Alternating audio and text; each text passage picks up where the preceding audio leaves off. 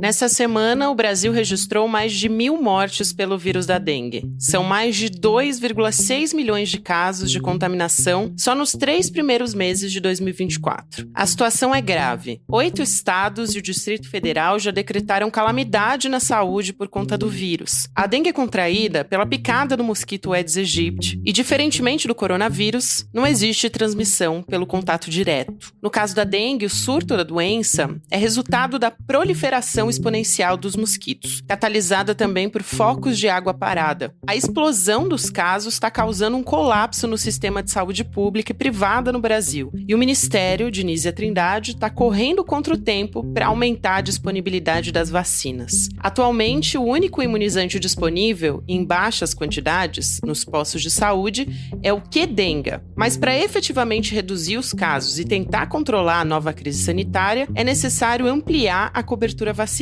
O Instituto Butantan já trabalha no imunizante brasileiro, mas ainda está aguardando a aprovação da Anvisa para distribuir em âmbito nacional. Sexta-feira, 5 de abril de 2024.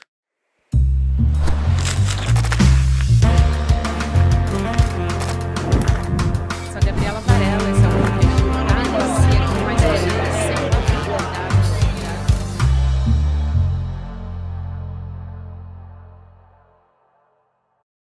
Olá, seja muito bem-vindo, seja muito bem-vinda. Eu sou a Gabriela Varela, esse é o videocast em Detalhes. E aqui, sempre com um convidado, uma convidada, de segunda a sexta-feira, a gente analisa uma temática, uma notícia importante do momento. Hoje a gente vai conversar sobre a epidemia de dengue. Eu vou conversar com o Dr. Gustavo Cabral, que é imunologista. Doutor, prazer falar contigo. Fazia tempo que a gente não conversava aqui no Em Detalhes. Seja muito bem-vindo. Olá, Gabriela, é verdade, é sempre bom estar aqui com você, estar conversando sobre temas tão importantes que a gente precisa discutir e, claro, é sempre bom estar ao seu lado pelo seu excelente trabalho que você faz. Doutor, a gente está vivendo uma situação bastante preocupante, né, em relação à dengue. O estado de São Paulo já declarou emergência recentemente por conta do avanço, agora foi a vez da Prefeitura de São Paulo também. Qual que é a incidência de casos da doença, para a gente entender nesse momento na cidade, e quais são as ações emergenciais que esse decreto, que esse estado de emergência permite, né? Qual que é o efeito prático dele? Olha, Gabriela, é realmente uma situação bastante complexa, né? Em termos de número, Gabriela, só para você ter uma ideia, porque quando a gente fala número geral, olha, passamos ou estamos próximos de 1,7 milhões de casos, claro, além dos confirmados, com suspeita, estamos próximos de 2 milhões. A gente precisa entender que a gente ainda está no terceiro mês, tá, do ano, e nós já passamos todos os casos que aconteceram em 2023. Então, isso é um alerta muito grande para a gente. Por isso que tem as ações públicas, políticas, que precisam ser muito direcionadas. Quando isso acontece, naturalmente vai ter um direcionamento de ações imediatas, mais precisas, com maior investimento, direcionamento, uma maior atenção para atender os casos suspeitos, por exemplo, e confirmados. Então, toda a estrutura favorece para que tenha um atendimento rápido, correto, específico, e que a estrutura de saúde proporcione atender isso. Porque normalmente a gente não tem situações como essas, mas infelizmente já na metade do terceiro mês do ano nós já passamos o número de casos que aconteceu no ano anterior. Então isso é um cuidado, uma atenção que a gente tem que ter realmente para a situação da dengue no momento. Eu acho importante também trazer um aspecto aqui nesse combate que é a desigualdade social. A Folha de São Paulo ela fez uma reportagem, inclusive mostrando que há comunidades, né, como no Campo Limpo e também no Jardim São Luís, que reclamam de falta de ação de combate à dengue, falta de visita de agente de saúde para orientar, para identificar focos do mosquito também. Como que a gente garante que o combate à dengue seja incentivado e aconteça de fato, né, ações do poder público? Por exemplo, tem um caso até nessa reportagem da Folha que eu queria citar, que é na comunidade 21 do Jardim São Luís, e uma das pessoas que deu entrevista é Lorenzoni. Ele disse que as ações da prefeitura, eles vão até uma determinada rua que dá acesso à favela, mas não se estende à comunidade. Então, quem mora dentro da comunidade não tem acesso, não tem essas ações de combate, segundo a denúncia dos moradores. Então, queria te ouvir a respeito disso, porque eu acho fundamental. Gabriela, olha, eu vou falar desse exemplo para todos. Eu acho que dá para englobar toda essa questão de diferença social. As diferenças sociais se combatem com luta social, tá? Com luta popular. Não tem como imaginar que, olha, quem está aqui, morando aqui no Morumbi, num apartamento muito bom e tal, vai se preocupar com quem está na comunidade. Pouquíssimas pessoas fazem isso. A maioria vive no conforto e no conforto continua, se perpetua. Isso são séculos de história no Brasil. Então, essa luta tem que continuar. Eu só acho que é algo, pensando de um lado do privilegiado, tá? Só acho que é algo não inteligente, Gabriela. Porque essas viroses que foram urbanizadas, elas atacam todo mundo. Combater, a partir do momento que a prefeitura, ou o Estado, ou a federação vai até determinado ponto e trata até determinado ponto, é uma ação limitada, tanto de espaço como intelectualmente. Porque o mosquito que for criado, que estiver sendo criado em áreas que não tem atenção, ele vai voar e vai picar em outros lugares. Então vai afetar todo mundo. Exatamente. Agora sim, não tem como fugir que quem mais sofre são as pessoas mais suscetíveis estruturalmente, economicamente. Não tem como fugir disso. E isso é luta popular, isso é luta social, isso é organização popular para lutar. Não tem como fugir disso. É questão de representatividade. Quem é que você busca para te representar?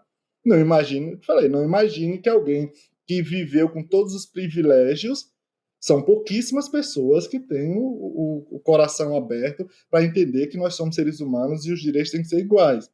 Essa virose, assim como aconteceu com a pandemia, vai olhar os números, quem foi que mais sofreu? Quem foi que trouxe a virose para o Brasil? Quem viajava para a Europa, quem viajava para os Estados Unidos, quem viajava ao mundo. Quem foi que sofreu é o povo que tem menos apoio. Então, na hora do rush, na hora que a dificuldade está ali, precisa ter representação social. Caso contrário, a gente vai continuar dessa mesma forma. E a dengue é o exemplo perfeito da desorganização social e de representatividade. O povo sofre mais, o povo está ali em contato com tudo que é organismo que faz mal, sabe? Muitas vezes sem educação, sem condição estrutural básica. Caramba, o IBGE mostrou aí, a gente está falando de quase 50 milhões de pessoas que não tem o básico, sabe? Não tem a questão estrutural, não tem saneamento básico. Você acha que quem é que vai sofrer com isso? Entende?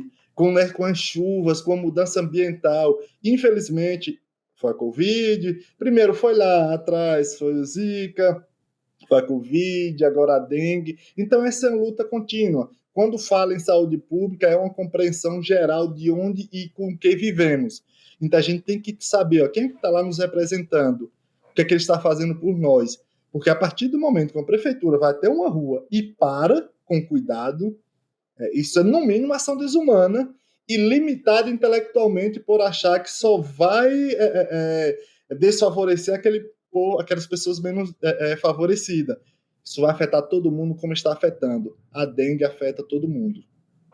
Isso que você fala é fundamental, doutor Gustavo.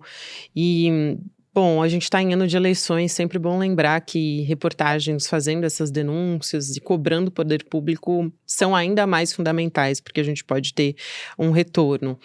Sobre a vacina da dengue, o Ministério da Saúde tem divulgado os municípios brasileiros que devem receber as doses do imunizante, e aí a gente está falando em termos de quantidade da população que está justamente sendo afetada pela doença, e também público-alvo.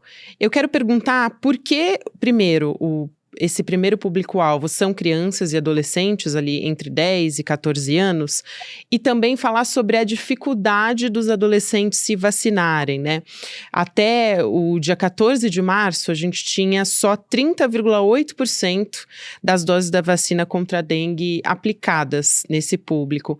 E aí a gente ouve diversas sugestões de especialistas de como chegar nessas crianças e adolescentes. Seria por meio de vacinação na escola? O que seria efetivo para aumentar, de fato, a chegada dessa vacina a esse público-alvo?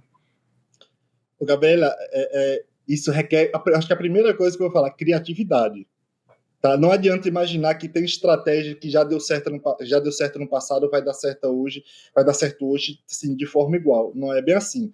Claro que quando a gente fala de vacinação, as escolas, isso é história que já deu certo e pode continuar, mas não exclusivamente. Não adianta imaginar que a gente vai repetir o que aconteceu na década de 90. Imagine, Gabriela, a gente criança ali, menino, estava na escola, era uma diversão, sabe? As campanhas eram muito boas. Só que hoje, Gabriela, a gente está vivendo, eu falei esse pós-pandemia, entre aspas. Falei esse pós-pandemia porque é um pós-ação anti-vacina, apesar da gente viver, é um pós-ação anti-vacina que deixou um prejuízo que hoje nós não temos como calcular, tá? Eu vou dar, olha só um exemplo básico para a gente entrar nisso. Estava na academia, aqui no Morumbi, subindo o elevador, e eu escutei duas mulheres com a família falando: olha, tal pessoa tomou a vacina da Covid, olha, teve infarto, teve um tumor, teve isso. Eu desci do elevador assim, assustado. Pessoas comuns. Agora, imagine o que não está na cabeça das pessoas sobre vacinas. Então, assim, a estratégia de levar a vacinação para a população precisa ser muito criativa. Precisa utilizar escola, espaço público? Precisa intensificar, eu vou usar a expressão, loucamente, a comunicação precisa. Sabe, o Ministério de Comunicação precisa estar loucamente atuando nisso. Precisa desenvolver tudo que é forma de criatividade, do meio de comunicação alternativo aos grandes veículos de comunicação, do TikTok ao Instagram. Precisa ser criativo e utilizar todas as formas de alternativa para chegar na população. Entende? Não tem como a gente imaginar que a gente vai repetir o que aconteceu na década de 90 e vai ser igual, porque nós temos uma herança trágica pós-pandemia. Eu vou te falar, não vou falar pós-pandemia, porque a pandemia é o exemplo do que a vacina deu certo. Eu vou falar pós-negacionismo, pós-bolsonarismo, pós-trumpismo, pós-ações da extrema-direita anti a vacina, anti a vida. Porque vacina é vida, e hoje nós estamos pagando isso. Então, as estratégias de vacinação precisam ser criativas, precisa ser multidisciplinar, precisa buscar todas as armas possíveis e precisa trabalhar loucamente para chegar na população. É fundamental, é isso, doutor. Eu acho que também, quando a gente está falando de como chegar e de uma boa comunicação, de uma ampliação dessa conscientização, também é importante dizer que as fake news vão se espalhando, inclusive a respeito da vacina, né? A gente teve, por exemplo, um conteúdo que foi disseminado nas redes sociais de torcendo informação sobre o processo de produção, a função, os efeitos da Qdenga também, que é o imunizante que está disponível pelo Sistema Único de Saúde agora, aprovado pela Anvisa também, associando a vacina contra a dengue à microcefalia, a uma guerra biológica. Então, acho que é fundamental a gente usar esse espaço aqui para orientar, de fato, sobre a vacinação, que é considerada segura por especialistas, e que a gente teve 70 casos de reações alérgicas registradas pelo Ministério da Saúde, mas que isso não desencoraja, inclusive, a vacinação, muito pelo contrário, e que pode se adotar, por exemplo, observar por 30 minutos, né? Até quero ouvir o senhor a respeito disso, mas observar a pessoa que está sendo vacinada durante 30 minutos, depois da aplicação do imunizante, enfim. Queria te ouvir a respeito disso. Olha, Gabriela, sabe o que é engraçado disso? Porque, assim, eu trabalho com desenvolvimento de vacina, né, tecnológico, né, de vacinas contra a dengue também e tal, e eu sou um dos maiores críticos à utilização dessa tecnologia para vacinas, como dengue, chikungunya e tal. Eu sou um dos maiores críticos, mas não é para ser contra o uso, é para que tenham muitos estudos, tá? Muitos estudos, para que quando a vacina chegue aos seres humanos, ela seja segura, nos dê tranquilidade, eu falando cientificamente falando, tá? E o que acontece? Nesse caso dessa vacina, Gabriela, foi testado com mais de 20 mil pessoas. Só, vou falar, antes da pandemia, isso não era comum testar com 20, 30 mil pessoas. 2, 3 mil pessoas já era um número suficiente para nos dar segurança, para levar para as agências reguladoras licenciar para uso humano. Essa vacina foi testada com mais de 20 mil pessoas, que nos dá segurança mesmo, de levar para a população. É natural que tenha uma atenção especial, porque é o que a gente chama farmacovigilância, que depois que está licenciado, a gente precisa acompanhar, não só vacina, Gabriela, e demais, todos os medicamentos, e não apenas essa vacina. Quando é licenciado para uso humano, é natural que haja farmacovigilância, graças a Deus, tá? Porque nos garante que a gente, mesmo licenciado, a gente vai acompanhar durante anos para que, olha, se tiver alguma reação que não foi observada durante os estudos clínicos, vai ser atendida naquele momento, que está sendo licenciada, que foi pós-licenciamento, pela farmacovigilância. Agora, claro, tem uma atenção? Tem. Da vacinação, a resposta alérgica que pode acontecer, tá? Acontece naquelas primeiras horas. Uhum. A resposta alérgica é uma coisa incrível. A resposta ela é muito rápida e muito específica, muito objetiva. Então, se você toma a vacina, você tem alergia a algum componente, alguma coisa que você não sabia antes, naquelas primeiras horas você vai ser observado. Tá? Você vai ser notório que você teve uma reação alérgica. Se você tem uma picada, por exemplo, de uma abelha, e você tem alergia, aquelas primeiras horas são essenciais. Então, a alergia basicamente é isso. Se você tem a pessoa que tem problema com camarão e tem alergia ao camarão, comeu, aquelas primeiras horas são essenciais. Então, isso pode acontecer, no caso, não só com a vacina, mas com qualquer outra coisa, e que as primeiras horas têm uma atenção especial. Depois, é invenção. Isso é fora do sistema imunológico. Uhum. Tá? Olha, eu tive uma alergia, sei lá, 10 dias depois. Peraí, isso aí não foi alergia ao que você tomou hoje, tá? Porque o sistema imunológico, ele não descansa. O sistema imunológico, se você der um pequeno tapa aqui na sua pele, poucos segundos vai ficar vermelho, porque rapidamente o sistema imunológico vai chegar ali. A inflamação é uma das principais características da resposta alérgica e essencial do sistema imunológico, e muito rápido.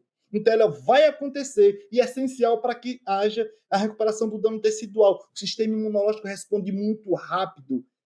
Entende? Ele responde de forma tão rápida, tão veloz, de que, quando alguém te diz, olha, tive alergia 5, 10, 20 dias depois, não foi aquilo que você tomou há 2 semanas. Desculpa, são as primeiras horas. As primeiras horas pode acontecer? Pode. E aí tem que ter atenção. Não só essa vacina, como qualquer outra. Se você tem alergia a alguns componentes do ovo, por exemplo, se você tomar uma vacina que tem um componente do ovo, seja essa ou outra, você pode ter resposta alérgica e precisa ter uma atenção imediata. Só que, no geral, Gabriela, a vacina protege. Esse é o princípio da vacina. A vacina é a melhor ferramenta contra qualquer doença infecto-contagiosa. É a melhor que existe, é a vacina. A melhor, como o pessoal não fala de arminha, a melhor arma contra doença infecto-contagiosa é a vacina. Inclusive, essa vacina que está disponível na rede pública, como a gente colocou aqui, é a Qdenga. Eu queria te perguntar como é que funciona esse imunizante também, para que as pessoas possam entender, porque ela funciona com vírus atenuados, né? Quanto que ela protege e ainda, infelizmente, a gente tem uma baixa quantidade de doses, principalmente para esse momento de epidemia, que a gente precisaria de muito mais. Em quanto tempo a gente vai conseguir observar um controle com o impacto da vacina? E aí pergunto também sobre a vacina do Instituto Butantan, que vai estar disponível para a população por meio do SUS também futuramente. Então, seria interessante juntar essas duas informações sobre a Qdenga, que está disponível, e a do Instituto Butantan também, para a gente entender a diferença entre elas duas. Olha, elas são muito parecidas, tá, Gabriela? Elas são de vírus atenuado. Como a gente fala, é um vírus que não é morto. Tá? A vacina Coronavac, imagino que era um vírus morto, entre aspas. Eu boto entre aspas porque algumas pessoas, alguns grupos científicos consideram que vírus tem vida, outro não tem vida. Então, se não tem vida, não é morto. Mas, enfim, se tivesse cortado, fragmentado, desnaturado, esse não é. Esse é uma quimera. É um vírus que tem os 4 sorotipos, tá? Parte dos 4 sorotipos. Ele é atenuado, não é morto, tá? Mas ele carrega as características de todos. Como era que atenuava? Às vezes as pessoas falam muito hoje, olha, mas antigamente demorava tanto para fazer uma vacina, principalmente uma vacina atenuada. Observação, a primeira vacina é uma vacina, entre aspas, atenuada. A que tem mais vacina disponível para seres humanos são vacinas atenuadas, mas historicamente se atenuava pegando um vírus ou uma bactéria, por exemplo, infectando a célula de galinha ou a célula de coelho, e ficava infectando sempre, passando de uma célula para outra, até que ele não se tornasse, até que ele não causasse mais doença em ser humano. Por isso demorava anos, e muitas vezes nem dava certo, tá? Mas por isso demorava anos. Hoje já tem a engenharia genética, onde se faz com que esse vírus carregue as características dos 4 sorotipos, por exemplo, da dengue, mas seja incapaz de desenvolver a doença em ser humano, sem precisar passar aqueles anos passando de uma célula para outra, de células de animais diferentes, para ela se tornar atenuada, para que não cause a doença. Tanto a Qdenga como a vacina do Butantan, elas têm essas características. Elas carregam contra os 4 sorotipos da dengue, organismo atenuado, não é morto, mas é uma atenuação por engenharia genética. Isso também até nos dá muito mais segurança para levar para a população. Agora, em termos práticos, Gabriela, como você citou, a gente precisa ter uma produção muito larga, muito ampla. E aí é onde o Instituto Butantan entra, não apenas para a produção da vacina própria, mas para a produção de outras vacinas. Então, assim como o Instituto Butantan, a Biomanguinhos, por isso que há a necessidade de ter a produção interna. Porque a gente está falando de uma população de mais de 200 milhões de pessoas. Em termos práticos, isso não é trivial, isso não pode ser desconsiderado, não. A gente está falando de, sei lá, quase 5, 6, 7 países, outros países grandes, que se dizem referência, tá? Então a gente está falando de mais de 200 milhões de pessoas. Para isso, Gabriela, realmente, para que a gente tenha um resultado assim na proteção, a gente precisa, além das ações muito firmes para levar para a população a necessidade da vacinação para a população, a gente precisa entender que a gente também precisa produzir, porque essas empresas dificilmente elas vão conseguir produzir numa escala ao ponto de ter imunização global em um país como o Brasil, um país com mais de 200 milhões de habitantes. A gente vai depender desses institutos mais cedo ou mais tarde, para que isso aconteça. Inclusive, falando da vacina disponível em laboratórios, né, particulares, eu fiz uma pesquisa antes da gente conversar, doutor Gustavo, ela custa em torno de R$350, então não é um valor acessível para uma vacina, não é todo mundo que pode pagar, e também ela tá esgotada, né, pelo menos nesse momento que a gente está conversando na semana do dia 18 de março. A tendência é que ela demore para ficar disponível de novo por conta da epidemia? Gabriele, e aí a gente se pergunta quem acha que mais vai sofrer, quem acha que vai ter acesso à vacinação de forma global. Essas pessoas que dizem, olha, não tome vacina porque causa isso, aquilo, tá lá buscando no privado. Talvez você não encontre essas pessoas que você está ouvindo na fila da UBS para tomar vacinação, mas já foi lá na clínica particular e se vacinou e está destilando veneno para a população, dizendo que não tome a vacina porque causa algum problema. Olha só, ela já acabou no particular. Entende? E claro que a fábrica não vai ter condições, Gabriela, de produzir. Essa fábrica não vai ter condições de produzir em larga escala para atender o Brasil. Eu não sei exatamente quanto tempo ele vai retornar, vai estar disponível, mas assim, para atender o Brasil inteiro, não vai. pelo nível de produção, a gente analisa, a gente chama de planta, né? Faz fábricas de produção de imunobiológico. A estrutura em si não é para produção de vacina para atender países de centenas de milhões de população. A gente está falando de milhões, tudo bem, mas centenas de milhões é difícil. Por isso a gente precisa ter as ações muito bem coordenadas para a gente lutar contra essa virose de outra forma. Além da vacinação, se você tem essa possibilidade, vá se vacinar. Não seja bobo, não seja mesmo. Se as pessoas que estão destilando informações, destilando veneno aí para a população, tá lá buscando se vacinar no ambiente, hoje em dia já tem essas clínicas que oferecem, esses ambientes que oferecem vacinação, que leva em sua casa, tá? Que leva na casa da população, da casa das pessoas. R$300, mas você vai lá, paga um pouco a mais, ele traz aqui em casa. Traz aqui em casa com estrutura e vacina. Eu volto a repetir, você pode não encontrar essas pessoas lá na fila da UBS, mas ela vai ser vacinada lá em um ambiente, ele vai pagar 200, 300, R$500, ou quanto mais seja. Então, assim, a gente precisa da vacinação da população e de ações coordenadas. E, claro, que a gente precisa chamar a população. Tem alguém, já que a gente está falando, tem algum ambiente, olha só, amarra o saco de lixo, mas se você vê saco de lixo na rua, denuncia. Não importa se é A, B ou C, não importa, denuncia. Procura olhar ao seu lado, procura analisar. Claro, como falou, a gente precisa denunciar as prefeituras, as subprefeituras, precisamos, mas também denunciar a população mesmo. A gente precisa se denunciar, porque a gente precisa se enxergar como seres atuantes. A gente precisa buscar a vacinação, mas a gente precisa olhar ao lado e saber que a gente não está deixando a água parada, e precisa olhar os vizinhos e saber também que eles não estão deixando condições da água ficar parada e o mosquito se proliferar, porque isso vai afetar todos. E no mais, é uma luta de classe. Já é uma luta, eu vou falar, é uma luta de espécie, da espécie humana. A vida ela vai prevalecer, mas a humanidade precisa mudar de caminho para que a gente se perpetue. Porque o que está acontecendo com o aquecimento, com a mudança climática, a gente não evoluiu para ter essa capacidade de se adaptar tão rapidamente.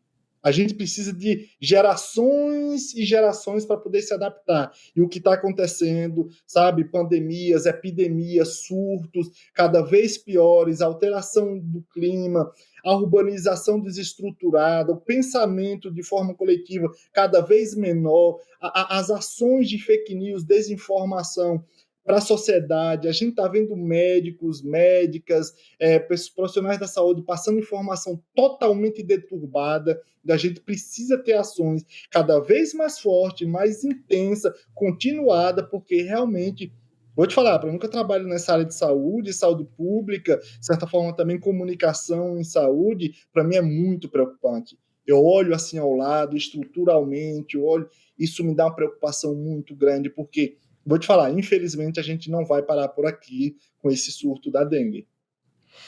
Dr. Gustavo Cabral, muito obrigada por essa sua fala. Te ouvir aqui é fundamental. Dr. Gustavo Cabral, imunologista, é um prazer te receber aqui. Seja sempre muito bem-vindo. E até uma próxima. Eu espero que na próxima a gente tenha notícias melhores para conversar aqui a respeito da dengue, inclusive sobre a vacinação também. Ô, Gabriela, é sempre bom estar aqui contigo, estar com todos do ICL. Acho que é uma ação permanente, contínua. É necessário que a gente tenha essas ações, porque a população precisa mesmo ser orientada, precisa ter um alento assim, sobre perspectiva e assumir a responsabilidade de que, olha, as ações de saúde pública é uma ação coletiva, é uma visão ampla para que tenha ações precisas. Então é sempre bom estar aqui contigo e espero também que a gente esteja orientando, mas com muito melhores perspectivas. Beijão, minha querida, até breve, se Deus quiser. Claro, obrigada, querido. Um abraço, até uma próxima. O Videocast em Detalhes fica por aqui. O próximo episódio vai ao ar às 10h30 da manhã, para você que me acompanha pelo YouTube e onde você também assiste toda a nossa programação. Na sequência tem Mercado e Investimentos, depois tem Rolê ICL, 6 horas da noite tem ICL Notícias segunda edição. Lembrando que você também pode ouvir todos os episódios nas nossas plataformas de áudio. Obrigada a você que me acompanhou até aqui. Até a próxima. Existe alguma fórmula para diminuir a agressividade das pessoas? Diminuir os conflitos entre as nações? O que a psicologia social diz sobre isso? Pois bem, a gente resolveu conversar com o maior nome no planeta da psicologia social. Elliot Aronson, o psicólogo social mais premiado da história e o criador de conceitos como dissonância cognitiva e vários outros que você usa no dia a dia, mas nunca soube de onde surgiram. O nosso encontro vai acontecer no dia 7 de abril, um domingo, às 8 horas da noite. E é gratuito, aberto, para todo mundo poder participar. Para você não perder essa chance, é só clicar aqui embaixo no botão Saiba Mais. Aproveite e chame seus amigos e amigas para participar também. Ninguém pode perder essa oportunidade. E não tem replay. Então é se inscrever, tá lá no horário combinado e curtir esse aprendizado.